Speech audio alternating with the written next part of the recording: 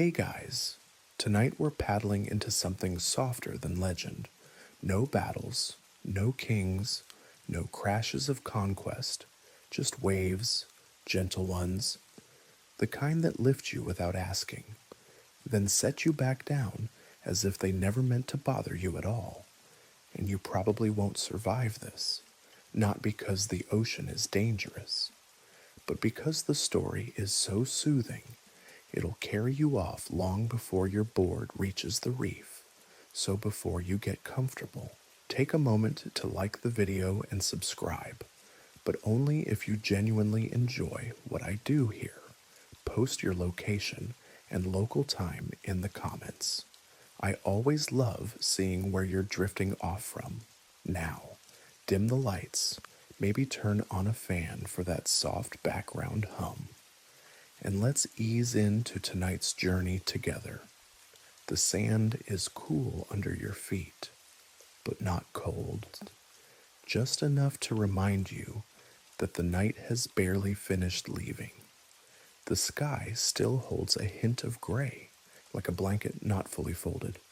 And ahead, just past the dune line where the coconut trees hush one another with their long fronds. The water waits. It doesn't crash. It doesn't roar, it breathes, a slow, steady rhythm. Inhale, wave rolls in. Exhale, foam slides back over smooth black stone. You walk with the board over one shoulder. Not a modern plank of foam and resin, but a long, narrow, gleaming piece of polished wood. It's heavier than it looks, slick with oil. It rests against your shoulder like a friend. Familiar, trusted, solid. Other figures move along the beach, bare feet, broad shoulders, a few already wading in. No one shouts, no one rushes. This isn't a race. There are no points, no medals, just the agreement between you and the water that if you show up gently, it'll let you stay. The board is a Papa He Nalu surfboard, but no one calls it that here, now. It's just your papa, cut from a single trunk, shaped with stone tools, polished with rough leaf and coral, oiled and blessed. You helped carve it. You know every grain of it by sight and by feel. The tip curves just enough to ride the shoulder of the wave. The bottom is smooth from months of use, but never quite worn. Each time it touches water, it remembers. You set it down near the tide line while you kneel to scoop water over your chest.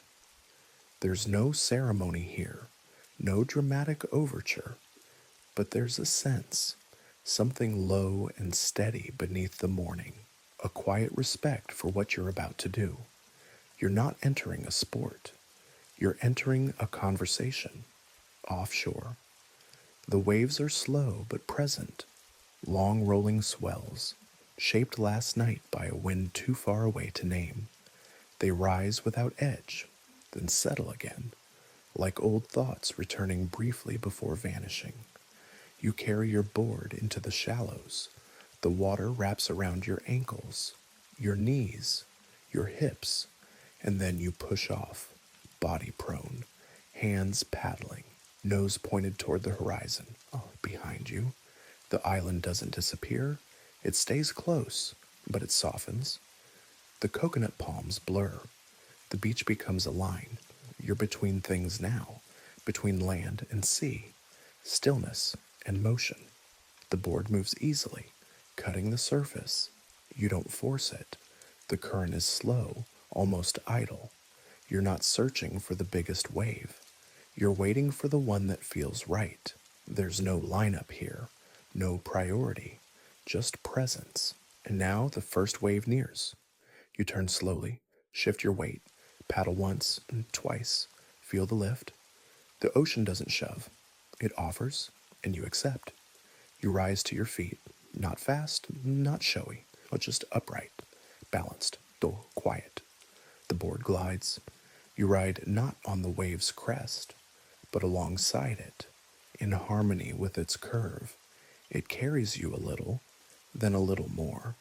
The sound beneath is not thunder, it's hush. You glide, you breathe, you don't think. When you step off into the shallows, the board rises slightly, then noses forward into the sand with a muted thud. You lift it again, water trailing in ribbons down your legs. No one claps, no one scores, but someone nods. You nod back.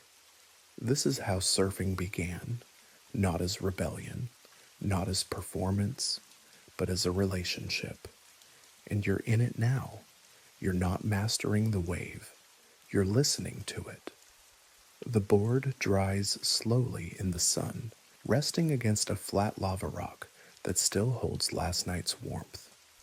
You run your fingers along its surface, smooth, but not slick.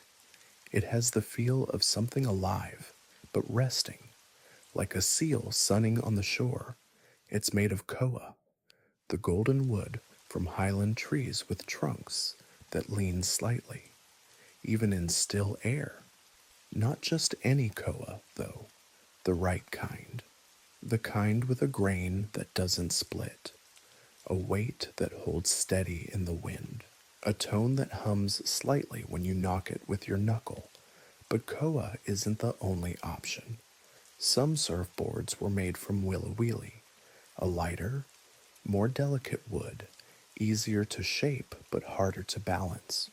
These were favored by younger surfers, or those who prized quick movement. Others used ulu, breadfruit wood, which held a kind of soft resilience, rare, but well loved. The kind of board that didn't just ride the wave, but cushioned it. The shaping began long before anyone touched the tree. A priest might offer a chant, a lay, or a few quiet words at the trunk. A gentle circle drawn in the dirt, nothing elaborate, just a way of saying please. Once the tree was felled, the log would be stripped, carved with stone adzes, then hollowed slightly to shape the curve, not too thick, not too thin, and never symmetrical. The left and right sides would respond differently to the water, and that was the point. The wave would lean, so would the board, so would you. Each carving took days, weeks, even, depending on the season and the tools. The final stage was always polishing, a rhythmic act, done by hand, using rough leaves and pounded bark, then smoothed with coconut husk and finished with kuki nut oil. Some say that polishing a board was the closest thing to prayer that didn't involve speaking. You weren't asking the ocean for anything. You were preparing yourself to listen. Boards were never mass-produced. Each was made for one person, shaped to their size, weight, and spirit. Some children used shortened versions, pipo boards, little more than polished planks for belly riding. But even these were loved, treated with care, given names. Yes, some boards had names, not all, but the special ones. A board that glided perfectly in morning surf might be called Lele Ika Moku, leap to the island. Another, Hulali, shine, a quiet name for a board that moved without sound. They weren't painted, not often, but sometimes. Red clay might be rubbed into the wood, or a line of shark tooth inlay added to the tip, not as a threat, but as a memory of where the sea begins. There's some scholarly debate about how widespread these naming and crafting traditions were. Oral histories vary by island. Some sources suggest only the alii, chiefly class, had ceremonial boards. Others argue that commoners, too, held deep personal relationships with their boards, though less was recorded.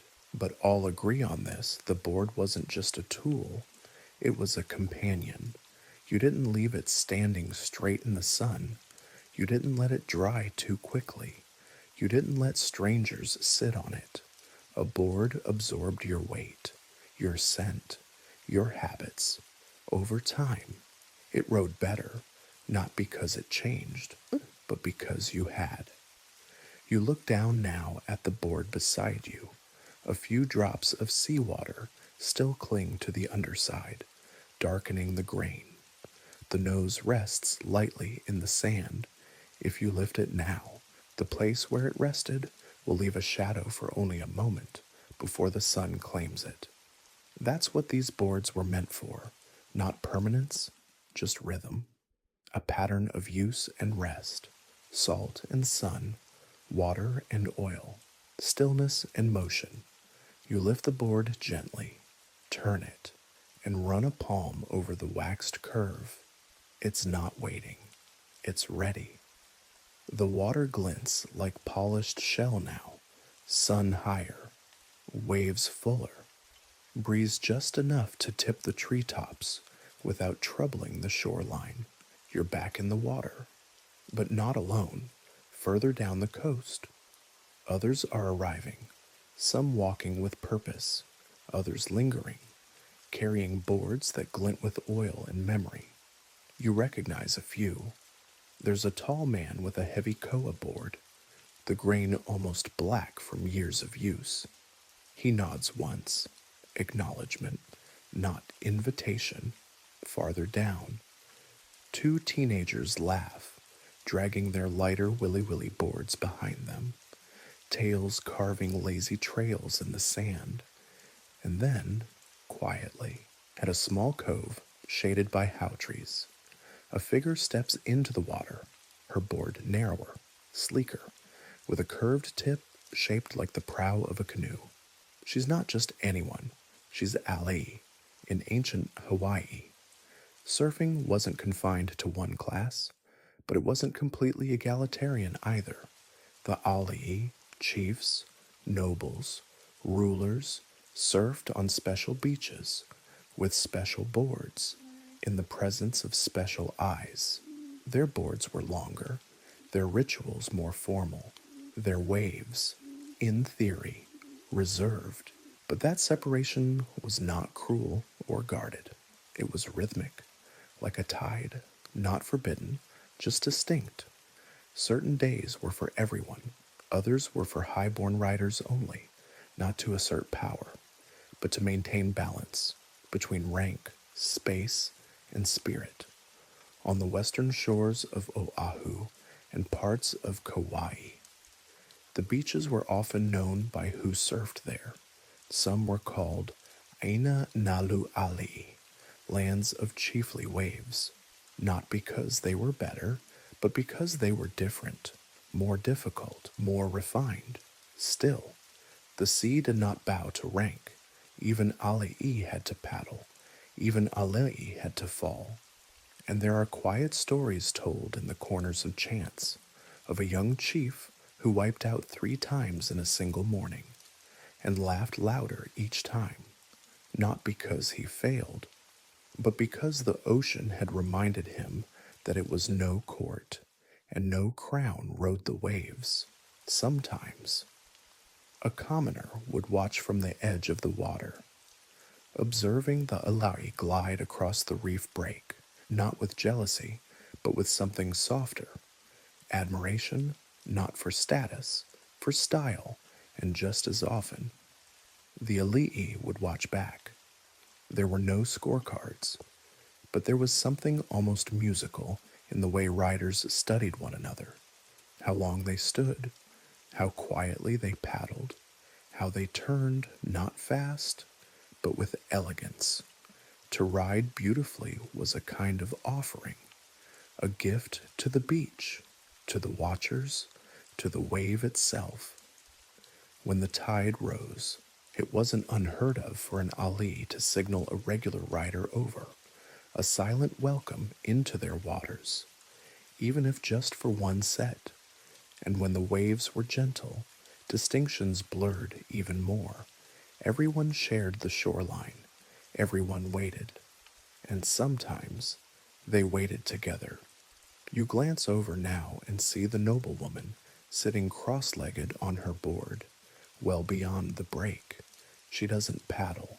She just watches the sea, not as a ruler, as a reader. The ocean, after all, keeps no calendar. It answers to no lineage. You can name a beach, mark a reef, carve your crest into your board, but the wave rises when it pleases. That was the gentle law of surfing. You may paddle harder than anyone else, but you do not choose the sea. You only wait well. The Ali knew this. The farmers knew it. The fishermen, the children, the singers, all knew that here, among the swells and spray, status softened and only balance mattered. You're back on shore now. The waves still roll in, but you're not watching them. Not exactly. You're watching the people who stand just beyond the tide line, their hands clasped, heads bowed slightly, lips moving, but not loudly. It's not silence, it's preparation before surfing. There were often chants, soft, rhythmic, almost like breathing, not shouted toward the horizon, not performances for crowds, but personal offerings, whispered toward the sea. You didn't need to be a priest. You didn't need to know every word. You just needed sincerity, a chant to Kanaloa, god of the deep ocean, a whisper to the wind, asking it not to shift, a few lines of thanks for the rain that passed without turning rough. Even the youngest surfers might pause to press a palm to the water and murmur something too quiet to catch. Not ritual for show, ritual for rhythm. At some beaches, surfers left gifts beside the first tide pool before paddling out. A folded leaf, a small stone, a flower with the stem still wet, not to gain favor, to acknowledge presence. The ocean wasn't something to conquer, it was a partner, sometimes generous, sometimes impatient, always listening. The stories say that surfers would offer ho'okapu, gifts, to the sea, to the gods, and to the wave spirits that lived near certain reefs. Not elaborate, just honest. There's a quiet line in one mele, or chant poem, that says, He alakaleo, he naluka uhane. The voice is a wave, the spirit a current, meaning, perhaps, that surfing wasn't about muscle or daring. It was about alignment with the water, with the air, with whatever was happening beneath your skin that day. Some elders would sing while applying oil to their boards, the same melody repeated as they rubbed kukui nut along the wood grain. The oil smelled faintly of roasted shell and ash. The song, just 5 notes, rising, falling, waiting.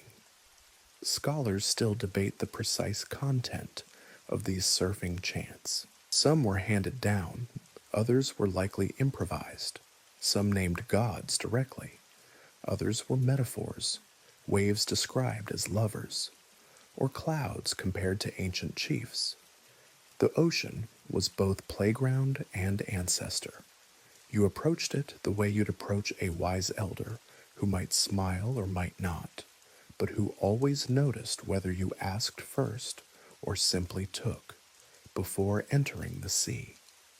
Some surfers would stand still until a wave broke at just the right distance, a kind of answer. Only then would they paddle, not superstition, just listening. Sometimes families had their own chants, passed down like recipes. Not everyone used them. Some people just placed a hand to their chest, breathed deep, and looked out. But even then, the act was deliberate. You didn't enter the waves distracted. You didn't take your thoughts into the break. You left them on shore. You see it now. A boy no older than 12, pressing his forehead gently to the nose of his board before stepping into the water. His eyes are closed. His toes just touch the foam. He says nothing. He waits, and beside him, an elder sings, not to him, not to anyone, just to the sea, when they paddle out together. Their strokes are in sync. The wave is not theirs. They are the waves. The surf is steady today, just enough curl to lift, not enough to tumble. Riders take turns without needing to be told. One glides in, steps lightly off onto the shallows, and another pushes forward, not fast, not first, just next. You're watching now, not from the water, but from a flat patch of sand just up the slope. This is where people gather not to compete, but to admire, to tease, to learn. Two surfers crouch near the edge of the dune, scanning the break. One nudges the other and points. "He leaned too early," she says, grinning. "That's why he slowed." The other nods, already reshaping the memory in her mind for when it's her turn. But there's no scorn here, only observation. Surfing wasn't a winner's sport. It was something else entirely. A gentle contest, part skill, part show, part shared laughter. When you rode well, others noticed, not with applause, but with smiles. Maybe someone would mimic your stance later, playfully exaggerating your arm movements on the sand. Maybe someone would chant your name in jest as they paddled out, turning the moment into story. And when you fell, you emerged smiling. Falling was never failure. It was part of the game, a chance to prove grace in recovery, a reason to shout and laugh and splash as you came back to shore. Sometimes people rode together, not tandem, exactly, but side by side, sibling next to sibling, lover next to lover. Surfing could be flirtation, soft glances across waves, a well-timed tumble into the shallows followed by a half-hearted apology. Entire courtships began between crests, a noblewoman and a fisherman, riding near the same reef day after day.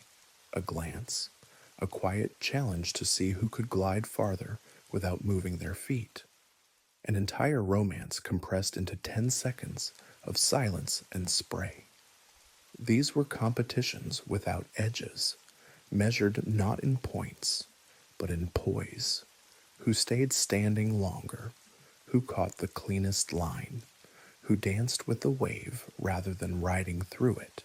One story speaks of a young rider whose technique was so calm, so still, that birds often landed on his board while he paddled.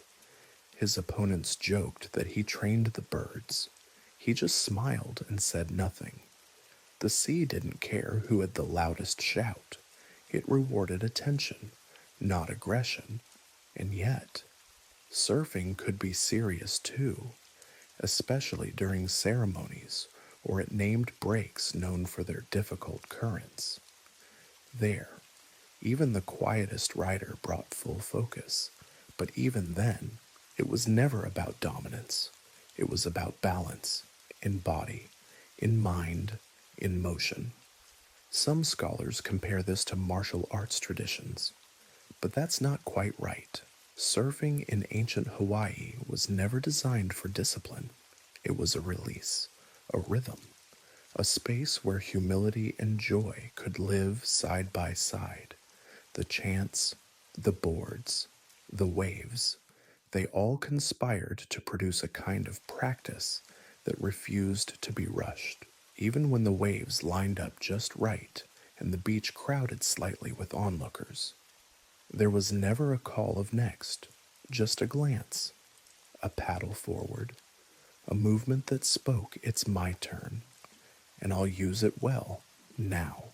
Back on shore, someone sits cross-legged, drawing wave patterns into the sand with a broken stick, not sketching scores, just remembering, replaying the best rides, the near falls, The quiet beauty of watching someone else do something beautiful. No one here needs a trophy. The ride was the reward. You're further up the coast now, where the water meets black rock and the trees lean low toward the sea. There's a small outcrop of lava here, cooled long ago and worn down to soft curves by tide and time. People say the waves are different here, not taller, not stronger, just more patient. This cove has a story. The old ones call it Capo's Bend, named not for the shape of the reef, but for the goddess who was said to soothe it. Capo was no storm bringer, no lightning goddess. She was quiet power, protector of wayward travelers, guide to those who lost their way in dense forest or emotional tide. In some stories, she was Pele's sister. In others, she stood entirely apart, a calming force, not by domination, but by knowing. Surfers told stories about her influence, not to fear her, but to appreciate her.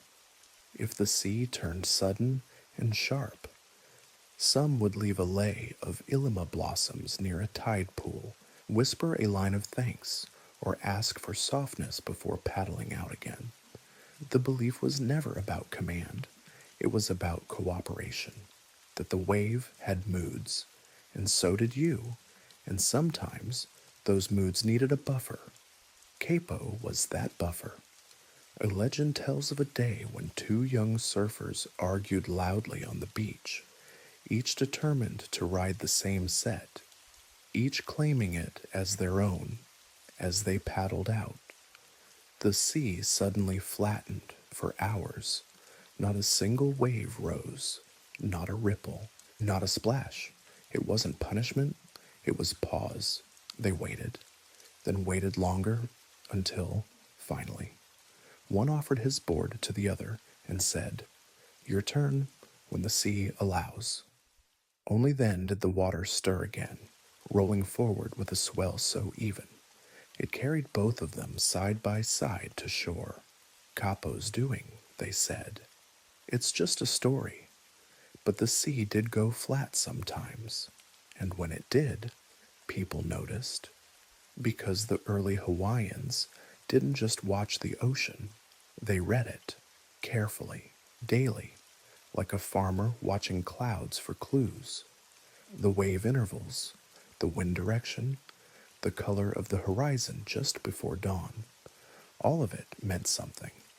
A rising tide paired with a hot inland breeze might mean sudden shore break. A deeper blue offshore meant cooler water, better for early rides. A slight hush in the birdsong might suggest incoming weather. This wasn't magic. It wasn't myth. It was attention, practiced across generations. Even children learned to watch, not just splash. They knew what a quick pulse in the tide meant. They could name the types of swell by how they curved. They understood that not all waves were rideable, not because they were big or small, but because they were out of rhythm. And that rhythm was everything. Capo, as a symbol, helped people remember that. She wasn't called in with chants or demanded with drums. She was present when surfers stepped softly into the water, when two riders nodded and gave each other space, when the sea lifted gently instead of crashing. Her name was not spoken often on the beach, but when someone rode a wave with grace, so still it felt like a whisper, someone nearby might murmur, "That one's riding with Capo," and everyone would understand. You're crouched now in a patch of sand where the tide doesn't quite reach, dry enough to hold footprints, soft enough to forget them by tomorrow. From here, you watch the water without urgency. Not every wave is worth riding. Not every swell deserves your name, and that's the point. The early Hawaiian surfers didn't rush toward the ocean. They didn't charge headlong into the surf like warriors. They watched, they waited, they listened. To surf well was to understand the wave before your board ever touched it. Some would stand for 20 minutes or more, arms folded, eyes narrowed not in effort, but in familiarity, reading the sea like a farmer reads the sky, looking for sets, those clusters of waves that come in rhythm. They noted the shape of the break, the angle of the swell, the gusts that caught the water's surface and turned it from glass to shimmer. One elder said that watching waves was like listening to a drum you couldn't hear, but could feel. You didn't count beats, you sensed them. A good surfer didn't just see the wave, they knew when it had been born, a gust far away, days ago, out beyond any visible horizon. By the time it reached the reef, it was a stranger softened by travel. And you, the rider, met it in that last moment before it disappeared, and you either moved with it or you didn't. The rhythm wasn't fixed. Some mornings brought short, choppy waves that bounced instead of rolled. Others brought long, even swells, like the slow inhale of a sleeping earth. On those days, the beach was quiet, fewer falls, fewer shouts, just gliding. Surfers would talk quietly among themselves while they waited, pointing at the swell, calling its approach in simple phrases, kanalu elua, second wave, ka ale hiamoe, the sleepy swell. These weren't measurements, they were descriptions of personality. If a wave arrived early, they might say it was eager. If it came late, it was shy. And if it came just when it should, rising, lifting, quiet and long, they might say nothing at all. Just paddle. That was enough. Some surfers would sit far from shore, legs dangling in the water, simply watching for half an hour or more, not bored, not distracted, but just calibrating. One scholar noted that this patience mirrored fishing practices, the art of not just seeing motion, but interpreting stillness, knowing when not to act, when to float, and when a good set finally arrived. No one rushed to be first. There was a mutual knowing who had been waiting longest, who had passed on the last one, who needed the next. It wasn't law, it wasn't rule, it was rhythm. You watch it now. One surfer points toward the reef, then gestures to another. The second paddles forward, steady, no flare, just readiness. They catch the wave just as it curves. Their board rises, tips forward, slides. You can almost hear the hush of wood on water. No cheering, no pose, just motion. They ride not to prove they saw the wave, but to prove they understood it. That's what the early Hawaiians meant when they said someone was good at surfing, not flashy. In tune, the sun sits higher now, and the warmth presses gently into your shoulders. The sea is calm again, not flat, but relaxed. The waves are fewer, slower, spread wide like breaths between sentences. It's not a surfing break. It's a moment in the day when everything leans back slightly. And still, a few riders remain in the water because for early Hawaiians, surfing wasn't reserved for spectacle. It wasn't squeezed between chores or kept only for feast days. It was folded into the rhythm of everyday life, a practice as ordinary as weaving mats, feeding pigs, or gathering opihi from the rocks. After fishing, you might paddle out. After planting, if your hands weren't too sore, you might ride a few slow swells before the next cloud came in. And if the sea was just right after lunch, full bellies, cooled breeze, you might surf alone. just once or twice, not to impress, just to listen. In some communities, entire families would go to the water in the afternoons. Elders with short pipo boards for belly rides, children with slivers of wood still drying from the last season's shaping, parents watching from the slope, then wading in knee deep. No whistles, no schedules, just a stretch of time between duties when the sea was yours to engage. One traveler in the 19th century noted seeing a group of women surfing a small break off Maui, laughing loudly and gliding on boards barely the length of their arms. He called it leisure, but he misunderstood. It wasn't idleness, it was maintenance of body, of balance, of spirit. Surfing didn't replace work, it gave shape to the spaces between it, and the timing mattered. A sharp wave might come at dawn, a soft one at dusk. In summer, the wind came from the land and smoothed the swells. In winter, the bigger surf stayed on the north shores, respectfully distant from most everyday riders. When the wind picked up suddenly, the boards were laid down. You didn't push it. There would be another time.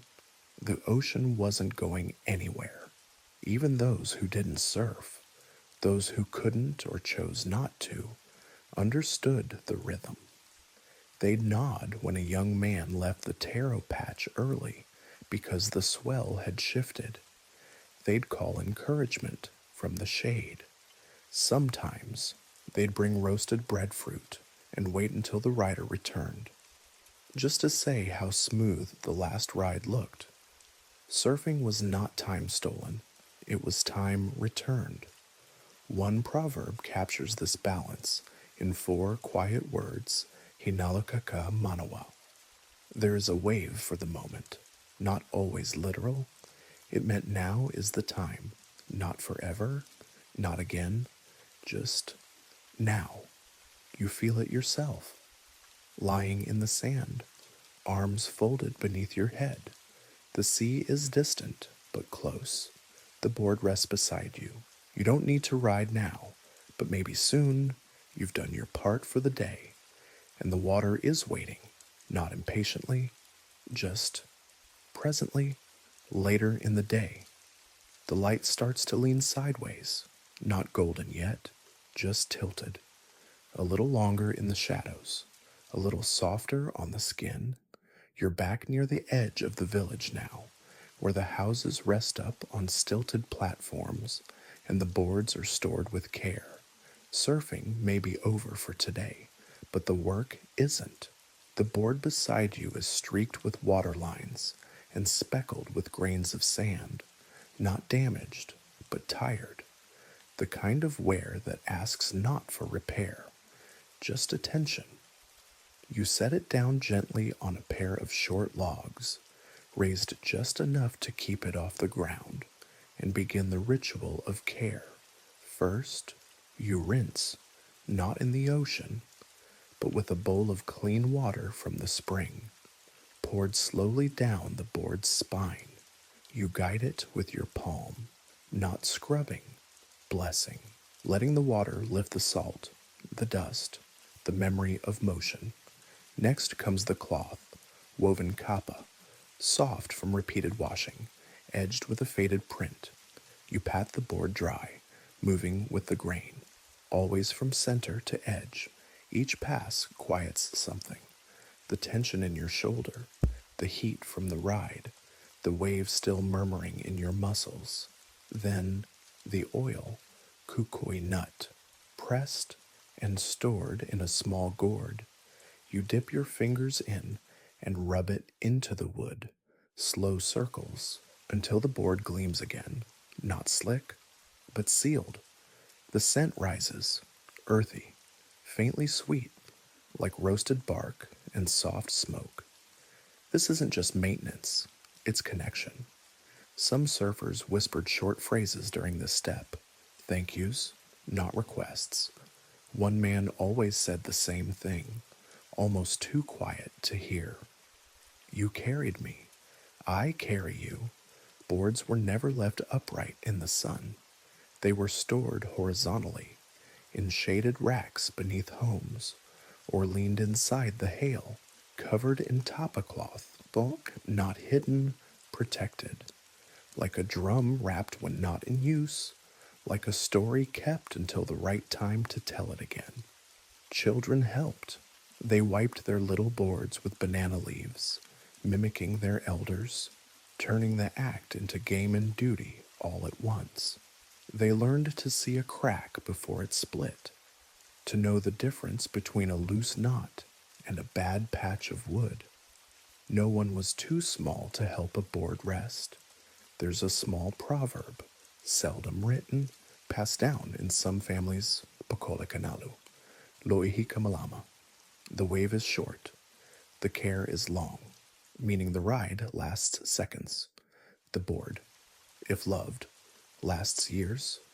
Scholars have found traces of this care in oral history, in the way board types were categorized, and in the material residues on boards recovered from storage caves. One report even found ancient surfboards wrapped in leaves and tapa, tucked into cliffside alcoves as if they were family, not tools, and perhaps they were. To ride a wave was a moment. To tend your board was to remember that moment with your hands. You finish oiling now. The board shines like morning bark after rain. You wrap it lightly, the cloth still warm from the sun, and place it beneath the eaves. It doesn't need thanks, but you say something small anyway. A nod, a breath, then you stretch, letting the salt dry fully on your skin. The sea may offer the thrill, but it's here, in the tending, that surfing becomes a life. Evening has settled into the trees now, but the warmth lingers, caught in leaves, wrapped around thatched rooftops, held in the pressed earth of footpaths winding toward the beach. You're resting near the hearth where two elders speak softly, stringing words like beads. They're not talking about fish, they're not talking about harvests. They're talking about surfing, not in numbers, not in wave height or distance paddled. They're reciting poetry. One of them hums a line from a Malay, part chant, part song. You can't catch every word, but you know the rhythm. It rises like the sea, folds like a swell, then slides down into silence. The lyrics tell of a wave that curls around the base of a sacred cliff, catching the morning sun and cradling the rider like a canoe cradles a sleeping child. This isn't storytelling for entertainment, it's preservation. Surfing entered Hawaiian language, not just through description, but through metaphor, a vocabulary of motion, fluidity, and grace. A surfer wasn't simply someone who rode waves. They became a symbol, a reference point, a way of describing how a person moved through life. To say someone surfed their troubles wasn't flippant. It meant they found balance in difficulty, poise amid unpredictability. To call someone Hinalu Alana, a gift wave, was to say they brought calm, momentum, presence. Many proverbs survive today, some brief, some cryptic. Hinalu Pokole, he eehia loihi, a short wave, but a long ride, or he meka malu, a olmeka ha'aheo, ride with peace, not pride. Even romantic metaphors emerged. She entered like a quiet set. He came when the reef was sleeping. Language folded around surfing like cloth folds around a cooled stone. Not flashy, but shaped. Poets praised not just success on the water, but the way a person waited, the way they stood, the patience in their paddling. A calm turn could earn you a place in a chant for generations. Some Malay describe the sea as a lover, unpredictable but alluring. Others used surf breaks to set scenes for family memory, the place where cousins laughed, where grandparents sat under shade trees and guessed who would fall next. In time, certain breaks themselves earned names that became poetry. There was Kehau Lullaby, where the morning mist always arrived in a single breath. Lele Ka Leo, where the wave sound was said to match a human whisper. Kai Malino, the still sea, where only the most patient waited and were always rewarded. Scholars sometimes struggle to extract the literal from these songs. Did Kai Malino refer to a specific cove, or simply to any day when the sea went soft? Was Nalu Moi, the sleeping wave, an actual location, or a mood? The answer, most likely, is both, because the early Hawaiians didn't box their metaphors, they rode them, just as they rode the sea, with trust, with repetition, with joy. You listen now as the elder finishes his chant, tapping a rhythm on the hollow side of his gourd, not loudly, just enough to echo the roll of a set wave passing under a moon not yet visible. He looks at the younger ones sitting nearby and says, "That wave still lives. You just need to wait for it." They nod, not because they understand fully, but because they want to. And as the wind lifts slightly, brushing past the fronds and swaying the evening lanterns, the poetry of surfing settles once again, not only into words, but into the way the village itself breathes. The stars are beginning to appear now, but faintly, just a few points above the palms, blinking slowly like eyes not yet sure if it's time to stay open. The tide has come in again, just a little, and the shoreline glistens under the low light of evening torches and quiet fire pits. You walk down to the sand and find a seat on a smooth rock near the water's edge. And here you remember the names, not of people, of places, surfing spots, before satellite maps, before surf reports and tide apps. Hawaiians gave their surf breaks names, not by size or height or danger, but by personality. The names weren't warnings, they were descriptions, whispers about how a wave behaved when you met it the right way. Ka Lena, a ka uhain, the leap of the soul, a wave that lifted gently, but with surprising distance. Kahikolu, threefold witness, where sets always came in threes. Ah-o Laka, Laka's embrace, a reef break said to hold you like a dancer mid-step, gentle and precise. These were not metaphor alone. These were navigation tools. You didn't need measurements. You needed memory. A beach called Nalu Mo told you the swell slept here, a place for beginners, or for days when you wanted to drift more than ride. A spot named Huki Wechios warned of sharp crosswinds, not dangerous if you knew what you were doing, but enough to unsettle the inattentive. A break called Kanaenae, whisper, was said to rise only for those who waited in complete silence. There were hundreds of names, and some are still remembered. Others survive only in fragments, in chants, in oral recollections, or in the way a certain uncle describes a wave when the wind turns south. Scholars still debate whether each name corresponded precisely to a single reef or break. Likely, some did. Others may have floated, used differently by each generation, shaped by experience and memory rather than latitude and longitude. What mattered was how the name felt in your chest when you said it. You were never going surfing. You were going to Waimanalo. to Kahaluu, to the rolling one, to the sleeping reef, to where Kapo leaves a whisper in the foam. These names weren't labels, they were introductions. And in naming a wave, you didn't claim it. You acknowledged its mood, its presence, its role in the day, like nodding to an elder before speaking, like offering a flower before asking for shade. You sit now with your feet in the cool edge of the sea. The last riders are coming in.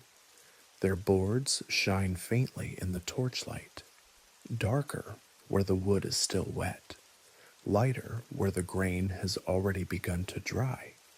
No one hurries. The sea has slowed. Tomorrow, someone will paddle out early. Someone will hum a chant. Someone will sit still until the first wave rolls forward. But tonight, the waves are just names, soft syllables in the dark, rolling forward, then pulling back. Ka nalu palu palu, the gentle wave. That's all you need to know. Somewhere along the tree line, a torch flickers out, and no one rushes to relight it. The night doesn't need it anymore. The moon has begun its slow rise, silvery and round, tugging light gently across the face of the water. You hear a splash, not a wave, not a fall, a child. She runs down the slope with her little board clutched under one arm, too long for her stride, and disappears into the shallows with a joyful shriek. Someone, her uncle, maybe, laughs and jogs after her, boardless but ready to catch her before she drifts too far. This is how it starts. Children learned the sea by playing in it, not with drills, not with lessons, with laughter and sand and being nudged gently toward the water by people who knew the rhythm. Her board is small, just a shaved piece of wood, smoothed and oiled, no longer than her leg.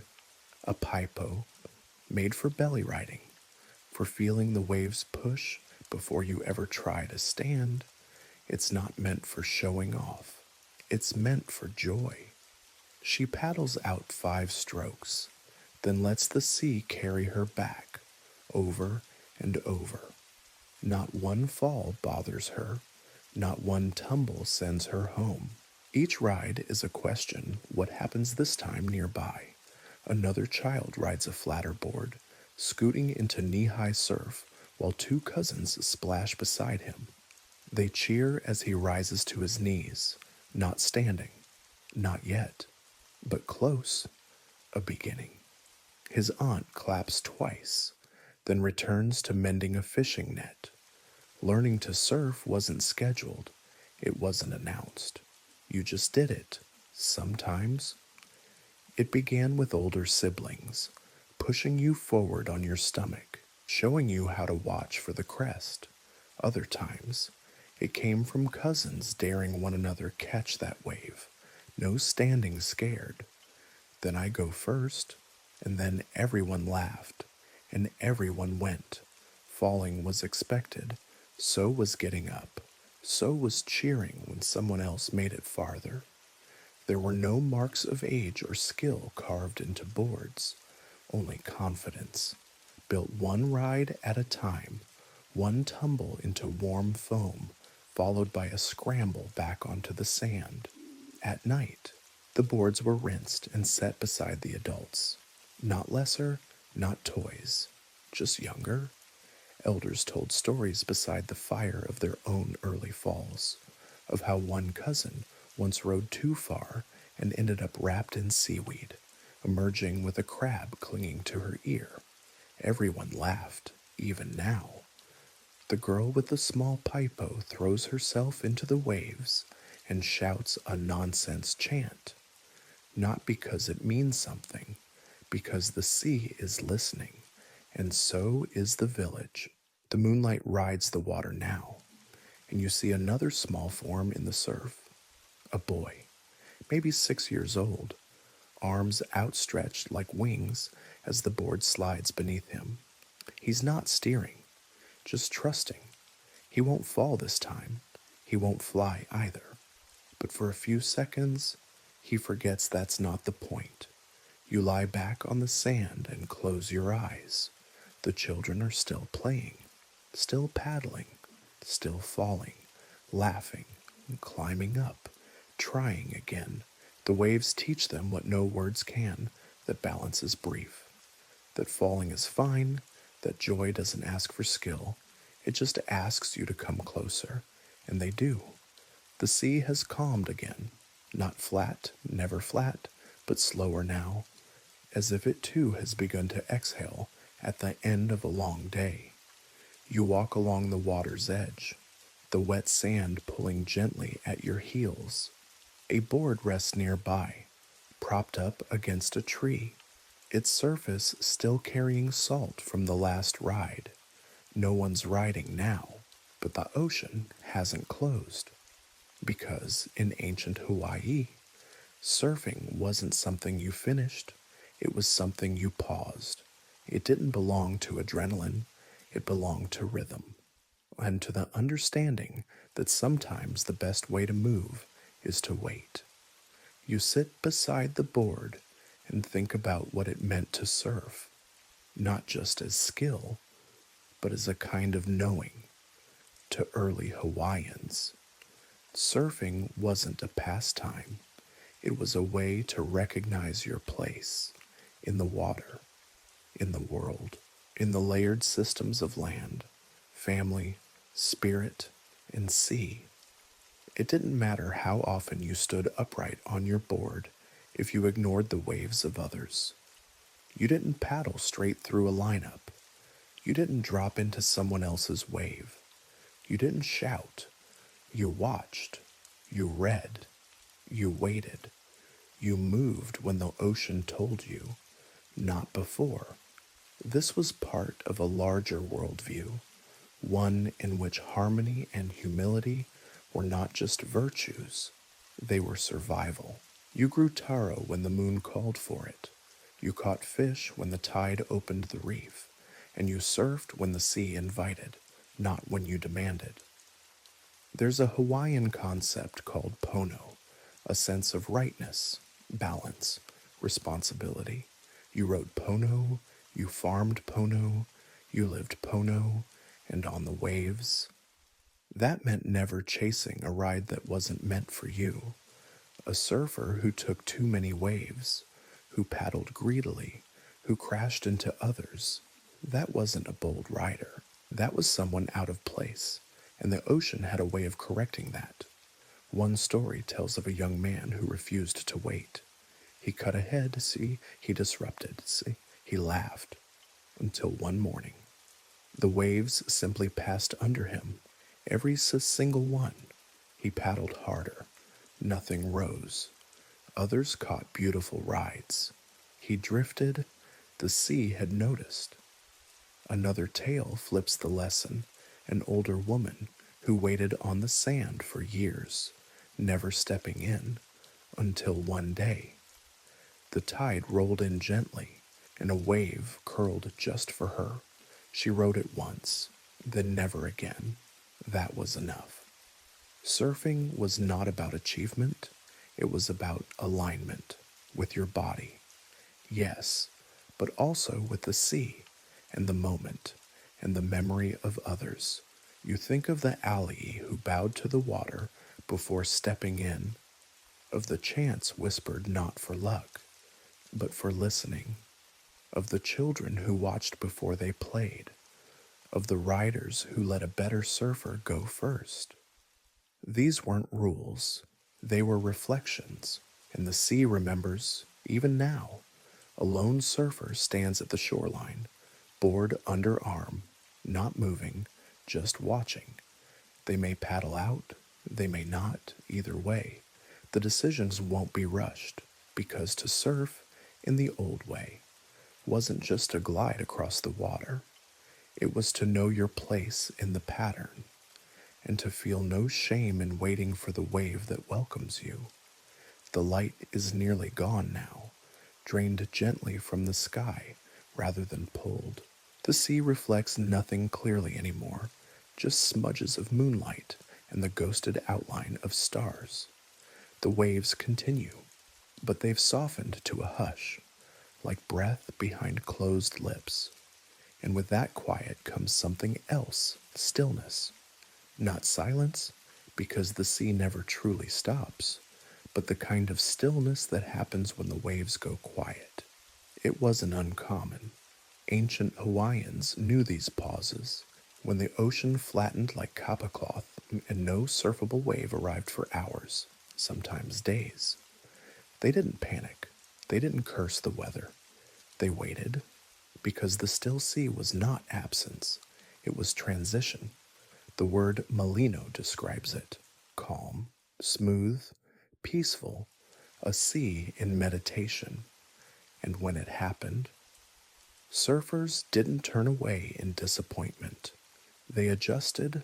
Some swam, some played, some sat on their boards and looked inland for the first time all day. It was in these pauses that surfing became something else, entirely observation, reflection, and rest. A boy might lie on his board, head pillowed on his folded arms, toes trailing in the water, watching birds skim the surface for fish. A young woman might gather her pau skirt and sit on the rocks, carving notches into driftwood as she waited. An elder might walk the beach, scanning the clouds for the early signs of tomorrow's shift. These were not lost hours. They were held hours, because the ride was never the whole point. The waiting shaped the rider. One old proverb says, "Hinalu I moe, ua moe puka mana'o." When the wave sleeps, so must the mind, meaning accept the stillness. Let it settle your thinking. Let it sand the corners off your expectation. Some even said the ocean held lessons better when it was quiet, that you could learn more about your own weight, your thoughts, your posture, your patience, when the sea asked nothing of you but to stay. And there were rituals for these pauses, too. You might oil your board again, even if it was already polished. You might chant not for waves to come, but to acknowledge those that had already been. You might simply watch the reef fish move in their slow spirals and notice, maybe for the first time, that they too are writing something invisible. There's a quiet story passed down from Molokai of a girl who surfed every day for a season, always catching the third wave in every set. Then, one week, the sea stopped. She waited, and in the waiting, she heard her grandfather's voice in the wind, not with words, but in tone. She rode no wave that week, and yet, she said later, it was her best week of surfing. The stillness was part of it. Now, as you sit again in the sand, you feel the pull of that kind of pause, not of disappointment, but of understanding. The water rests, you rest. There is no urgency, only rhythm, only the soft insistence that not every moment needs to be filled. You don't need a wave right now. You need time between them. And the sea, generous as always, has offered that. The shoreline is quiet now, not empty, just hushed. The tide laps low against the sand, dragging foam in gentle fingers, not even trying to reach you. The last torch has gone out. The stars are firm overhead, and the moon rests heavy on the horizon, like it too has been surfing all day, and now just wants to sit and breathe. Your board leans against a breadfruit tree. The wood still glistens in spots where salt water clings in lazy streaks. The cloth draped across it is soft with age, wrapped around the curve of the tip like a shoulder blanket. You lie back in the sand and look up. The night doesn't demand attention, it offers it. One cloud slides past a star, and the sea hums below. not loud enough to name, but constant enough to count on. And now we wind down. The waves are no longer for riding, they're for remembering, for breathing in time with. Inhale, the shore darkens. Exhale, the reef glows pale with moonlight. You think of the child in the shallows, the elder with the gourd rhythm, the young rider who drifted into stillness. You think of how the board never really belongs to you. You shape it, you carry it, you learn from it, but it knows something older than you. And the wave was never yours to catch. It was a guest, moving past you, and you, for a moment, walked beside it. You did not conquer the sea. You were trusted by it, briefly, and now the sea sleeps, not like you, not all at once, just a little softer, a little slower.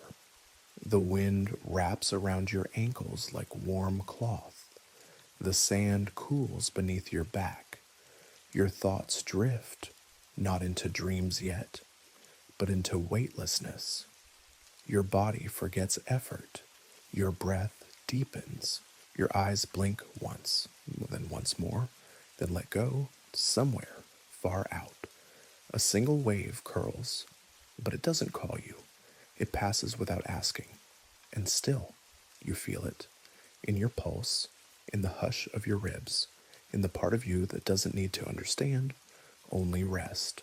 No board now, no reef, no name, just the rhythm you carry home with you.